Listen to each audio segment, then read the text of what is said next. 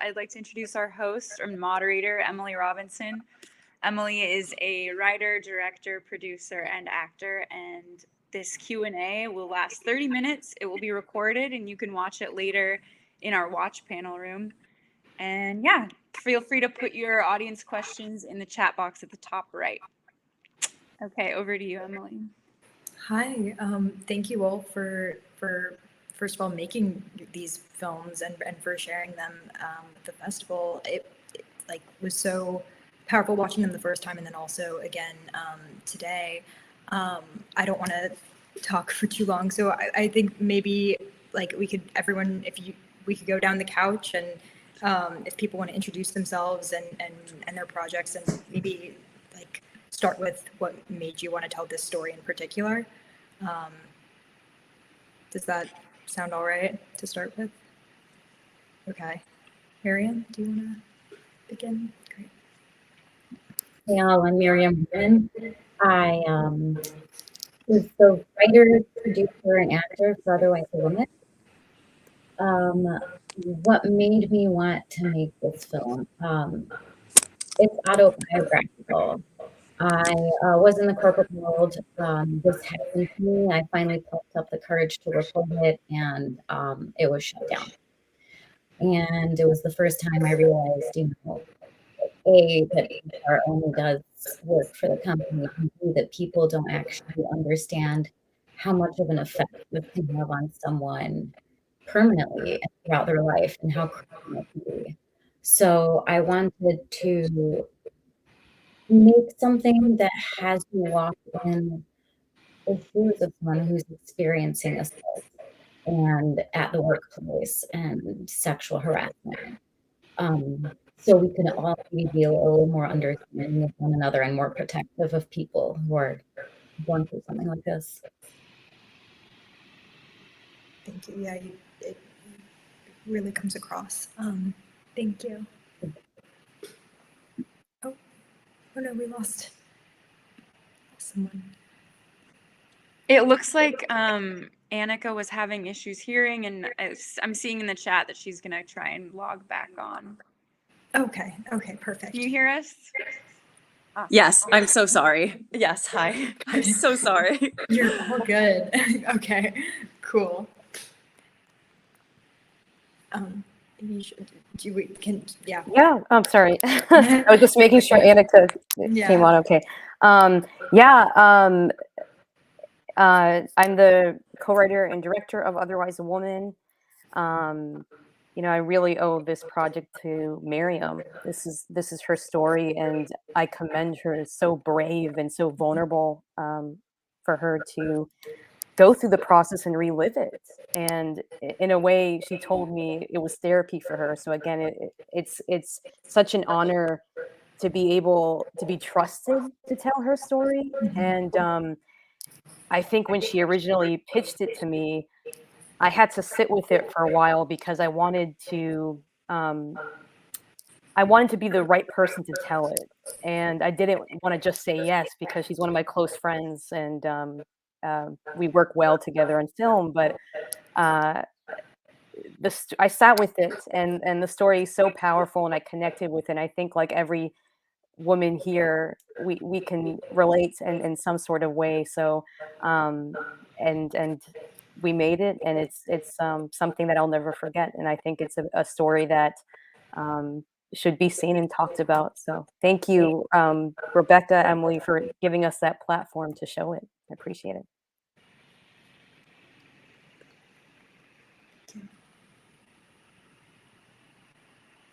Can you guys hear me?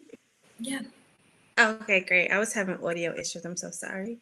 I'm Sahek Shamhetep. I'm the director of iTunes America.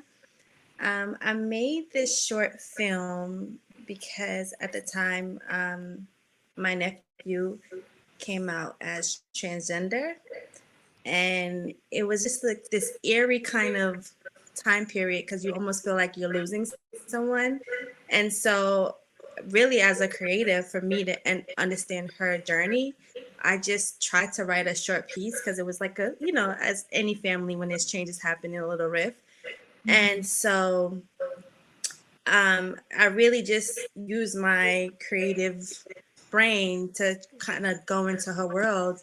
And I made this piece and I didn't even intend to put it out. It was just something that I made. And then I was like, showed it to her and her mom, who was struggling a little bit with the transition. And it really helped bring them together, at least have a conversation, you know? And then I put it out and people were just well received to it. And I was like, oh, thank you. But so thank you, Rebecca and Emily, for like this opportunity to show the film, because I wasn't expecting so many film festivals to pick it up, but because it was such a personal situation, but it shows me that like that the message is powerful, and I'm glad that I'm able to share her journey, and I'm glad that this helped bring us together. Thank you so much. Mm-hmm. Hi, I'm Bridget. I'm the writer, director, actor, and producer in Carpool. And I really made this film because I'm an actor. And I think there's so many bad roles out there for actors. And I just wanted to write something for myself. I played a lot of moms and a lot of, grandmas in high school and college theater, and I just hated it. And I just think it's so misrepresentative of women and other people. It's not just like beautiful young ingenues and then grandmas out in the world. So I just found that it was just like a moment for me to write something for myself and to give somebody else an opportunity to act. And yeah, I also didn't think it was going to go many places, but I'm really grateful and excited to make things moving forward. Thanks. Hi, I'm Annika. I'm sorry I was having some issues at the beginning. Everyone was moving their mouths and I couldn't hear anything. I hope my Wi-Fi holds up. I am the co-director, co-writer, producer, and actor in Bolognese. And it started based off of an experience that I lived. Went home after the experience, vomited it all on a page, just wrote it down for therapy, like for 2 days. And then we made it into, me and my co-writer Sophie made it into a script, and that's how we got here. What was something? Those were the questions, right? Yeah, that was your golden. There's actually a question for you specifically in the chat from Katie. She said, it looks like you shot on film. What motivated that choice and what constraints did you work with against that format? So it wasn't on film, but there's grain on on it. So the reasoning for that grain was kind of echoing this situation that wasn't totally clear. So having some kind of layer on the film to obscure a little bit, if slightly. But yeah. Super cool. Super cool. Before we, no, that's super interesting. Just before we jump into, I know Rebecca has a question, but before we get into that, because all of these films are like pretty either personal or from like a desire to express create like the self creatively through acting, you know what I mean? Like they're like you're all very much in your projects in some way. I'm just curious, like what like the hardest part of the process was for you, and like and then I guess we could tag in Rebecca's question here, and like what did you learn through that process? Yeah, and we can just circle down the couch again if that's all right. I think for me the hardest part was that that monologue, the super long one. Sorry for the length, but I know Aisha likes to rehearse frequently with her actors, and we did that with all the scenes, and she kept trying to get me to rehearse that scene, and I kept trying to dodge her, and I did successfully. So that scene was the first time she ever saw it performed by me, and it was hard because it was so personal. I actually had to try not to cry early on. It was almost the reverse kind of acting because people are usually trying to make themselves cry. What I learned is this is the first film I've ever produced. Um, I just wanted to do it. Kind of learned that I can do anything I put my mind to. So I think that's why. That's awesome. Yeah, I kind of echoing off what Miriam said. As a director, I mean, you want control. You like control. We can all agree, directors, right? And I think, I learned to make my actors feel the most comfortable. Sometimes you have to let go of that control, especially if you're having them relive a moment that's traumatic. And that was so hard for me. I want to make sure it's good. I want to make sure it flows well. But with letting go of control and trusting Miriam in her element, I got the best response I could. So that was definitely a learning process for me, is to sometimes let go and you'll get the best results when you want your actor to be the most comfortable. So gauging the situation and fostering a comfortable environment for them. Thanks.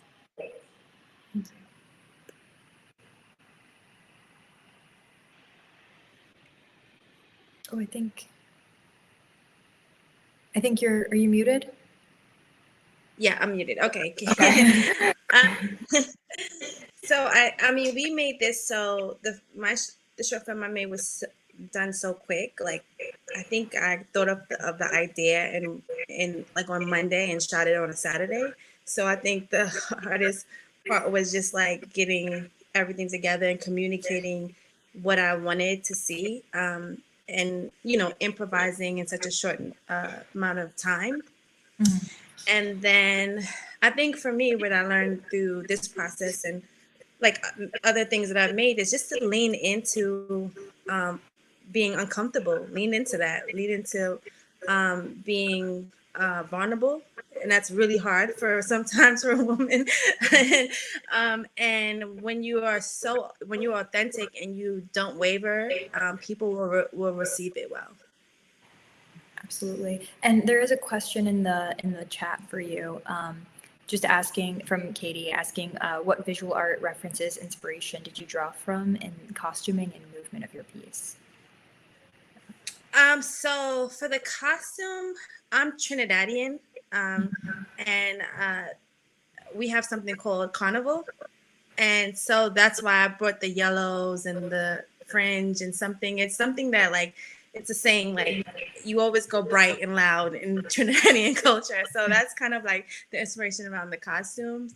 Um, I shot it so short, so I just used most of like my intuition, and I didn't really have like books to reference the DP. I chose the costume myself. I did like everything, like almost everything, like and I just went with what felt right. Thank you. That's beautiful. Bridget? Can you repeat the question one more time? Oh, sorry. Yeah. So we were just talking about sort of the hardest part of the filmmaking process and like, what was the second part? Something we learned about Something we ourselves. learned. Okay, Yeah, okay. yeah. It's like, wait. So I would say the hardest part would have to be wearing too many hats. I think that I remember like finishing it and being like, I'm never doing this again. I'm never acting, writing, directing, and producing something. And I remember like one of my mentors at the time was like, okay, but why not? Like you did it. And so I just think that like balancing like having help from other people and taking on roles for myself is something that like I'm just interested in exploring my capacity down the line. And then something that I learned was that I have some really incredible people in my circle. My DP Amaya is here, or oh, maybe she left, but she just like I feel that I owe her everything. Just having she is here. Just having somebody in your circle who is just like a confidant almost. Like I just feel so grateful to just have people that I can trust. Yeah. Beautiful. Thank you. I feel that throughout the process, it was my first time directing a film that was bigger. I had done small sketches and I had directed theater. So my confidence in film directing, um, it was needing to be developed. And I had such an incredible team, supportive team around me. And I feel like after the shoot, I had footing. I have footing. I feel confident going into it. I feel in my boots a little bit more. A lot to learn still, but in my boots. So that was probably the biggest thing to grapple with, the roller coaster of confidence in art, which is never ending, but No, I'm sure many people in the audience appreciate and relate to that. Thank you. There is a question from the audience, from Andy, asking, with artist therapy, when something is so raw, so emotional, how did each of you find the bridge to make these very emotional subjects accessible to an audience? Sometimes when something is so emotional, it becomes more than other people can bear. Yeah, so like, how did you know what parts of it to translate, I guess, and then how to make the audience feel? Big question. It's a tough one. I would say it was my determination to never have anyone feel the same way I did, to never have this be repeated, to make it stop. That was more, that was a larger thing than what I was feeling, because it's going to be a lifelong journey of kind of healing and figure out how to make it happen. But if there's a chance to prevent it in the future, whether it's on a grand scale, you know, everyone sees this and starts realizing things, or if it's on a very specific scale, this goes to my lawyers and we sue him, you know, it doesn't matter. I just wanted to start with the conversation and do something bigger than myself. And that's what gave me the motivation to do it, or at least the ability to be able to do it. Yeah. I think that was the question. Yeah. I have, Andy asked a follow-up that I'll kind of ask all of you both of these, but I was also kind of wondering something along the lines of, did it change a lot once you had written the script, or like the first draft of the script to the last draft, like especially because a lot of these are inspired by personal experiences. Like, I'm curious if the script changed a lot, or if like if the story itself changed a lot, or if it changed a lot from script to final edit. And that's sort of what Andy's saying. Sorry not to butcher the question. But. No, that's fine. Actually, what's really cool about our film is Aisha and I talked about wanting to do it. We went to Wisconsin for 3 days, wrote it out. All that was not done was the monologue. Everything else was done. I was on vacation in Cuba and I banged out the monologue and we popped it in the film. The only thing that changed was we took out some of the HR conversation because it took a little bit too long. But from start to finish, it very it barely changed at all. And then and from my story's perspective, like how parallel is it to me? The only words that were created in my story were the words I said, and I used every other line spoken by an actor has been spoken to me in real life. So my words were the only ones that were created, and I found a way to weave third things that were said to me into a story, and then put mine through it. Wow. Thank you. Yeah, I think to answer your initial question, I always have a vision, and I guess as artists, you're never satisfied. You know, I'm never satisfied with any of my work, and I think that's going to keep me going. I will never be satisfied. That sounds terrible, but it's that drive that pushes you. And so yeah, I'm happy that we did it, and I'm proud of it, but I'm never always completely satisfied. And I want to echo what Bridget said about having a community of people that you work well with. I'm so lucky that sometimes when you're on set, you have to trust the process and believe the people you collaborate with. So I want to give a shout out to Kseni in the audience, who was a wonderful script supervisor. And girl, you were incredible. So again, it's trusting the process, and film's about collaboration. So being a part of that, and just letting it speak for itself. Yeah. Thank you.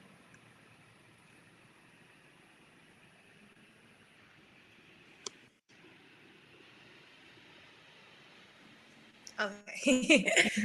Yeah, I kind of want to echo the same kind of leaning on, like for me, I had to like really call in my friends that I've worked with before and ask them for favors, and put it together and kind of just trust that everybody is on is on the same page, and we're all working on the same goal. Like filmmaking is a collective thing; it's not one person just making something.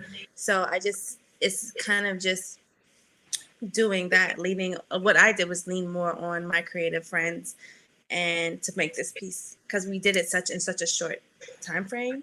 So there was no real, I gave them like a outline of what I wanted to see, but there was no rehearsal, no, like, the person Dom, who's the main one, he's actually a dancer, and so each take was different because I let him freestyle, and we just like, yeah, so we kind of put it together. So yeah, that's about it.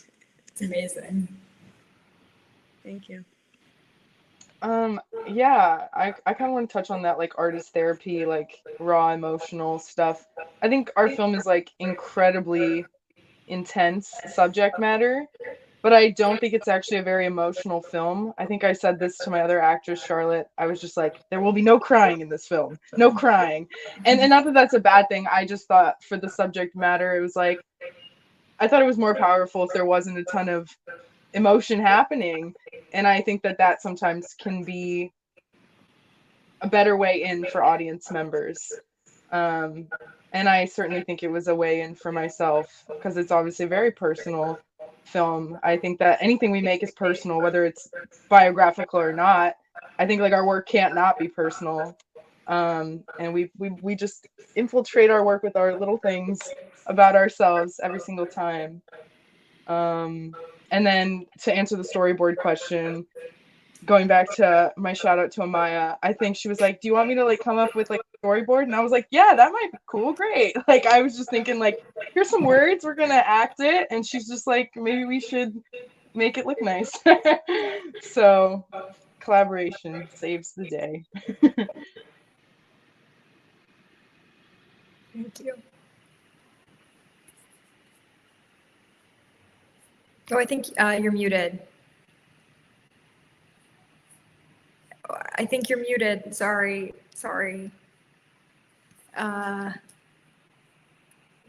You're okay. It's okay. You're still there. Let's take 1 second. Okay. We can come back. Oh, wait. You're okay. I'm trying to like figure. It's okay. We'll move on to the next question. We can always circle back. Jessica asked or said, loved each piece. What were some unexpected challenges that came up during production, and how did you work through it? We had a bit of a team scuffle. Team member, not really. No, not physical. No one threw down. No. But there was a little bit of theft happening on set, and a little bit, it's fine. And now it taught me how to handle things as a producer, how to take care of things. I wish it had. I left a really bad taste in my mouth for a project that should have been pretty awesome. But it worked out. And we ended up giving the film an extra over, and each day spilled into the next. And I'm sure you noticed there were a lot of locations. So it's not really easy for something like that to just be like, it's okay if the schedule spills over. But we made it work. It looks good and no one can tell. Yeah. Let's just backtrack for a second, and then we'll continue with the yeah. Can you hear me? Yes.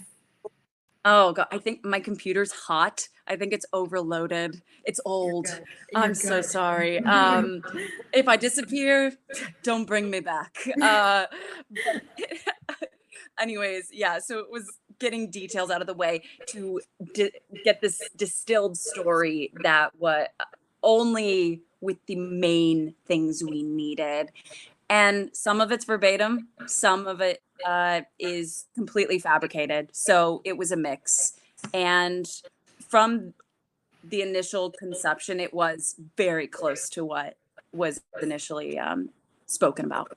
Yeah. Very cool. Very cool. Thank you. And now we've moved on to Jessica's question about challenges that came up and working through it. Yes. So, Aisha, if you want to. Yeah, continue. of course. I think every challenge for me on as a director on a set is keeping the morale high. And you know, we're not perfect. You know, we have emotional things that might happen the night before, the minute before set, and you just got to wear that mask and smile. You know, teaching has taught me that, and make sure that everybody's okay, and make sure that everybody can trust you, and make sure that everybody can come to you, and that if there are scuffles, you can sort of mediate with your radiance. You know, and so I think it goes for every set is how can I keep the morale high? One of the first things I do is I don't care how many people are on set. I want to learn names. I want to call you by your name because I think the most disrespectful thing is, regardless of how small or big a set is you say, "Hey, you, come here." And I've been on sets like that in LA and New York, and it brings down the morale. So for me is to gain the trust from all my collaborators because I respect them, because at the end of the day, they're here 5 a.m. in the morning to bring my story, our story to life. That means the world to me. So just keeping the morale high is always my challenge, and I want to be better and better each time. Thanks. Thank you.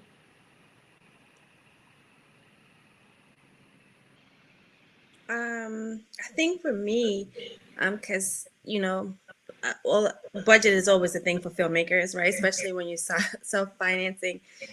So with this particular project, it was like I was paying for everything and paying everyone, so I wanted to stay within, you know, the 12-hour day, and the studio gave us like a good deal for a 12-hour shoot day, but we had like tacked some stuff on the floor and we didn't know that it sticks and stains. So to avoid like all of us at the end of the night was like scrubbing like crazy before like the time came up to, because we were like, we don't want to get charged like an extra $1,000. And so this poor man, he really worked with us because we didn't really get everything off the floor. But like it was just, and I was looking around and everybody was on their hands and knees, and it felt so good that they were like, we in this together. So like nobody had like, oh, I'm the actor, or you're supposed to be the director, you're not supposed to be doing this. It's like, no, we're all trying to scrub just to make sure we're not like, I'm not coming out of pocket. So that felt kind of good. So just understanding the challenges always for me is staying within the budget, like, you know, and I'm being very conscious of when my actors need a break or when the crew need a break. So I'm very like conscious of that kind of stuff. So, but that's it. Thank you. That's funny. That's that's true behind the scenes. I would say, and this is my one disappointment with our film is some of the sound. So I was wearing a mesh shirt, and that was apparently not good for the microphone, and so there is some feedback. I don't know if you could tell, but that's just something that really, it was something that like couldn't be fixed after it had happened. And so I think that was a challenge, like in post-production, was like, okay, how do we get the takes that are cleanest audio so that we can piece the story together, because my mesh shirt did not like that microphone. So that's pretty much it though, challenge wise. Yeah, it's hard. I think challenge wise for me, it was patience. You know, low budget filmmaking. Our film was incredibly low budget to the point where, you know, I would be fully in all the time, wearing so many hats. Bridget talked about wearing hats. I was in it all the time in my mind.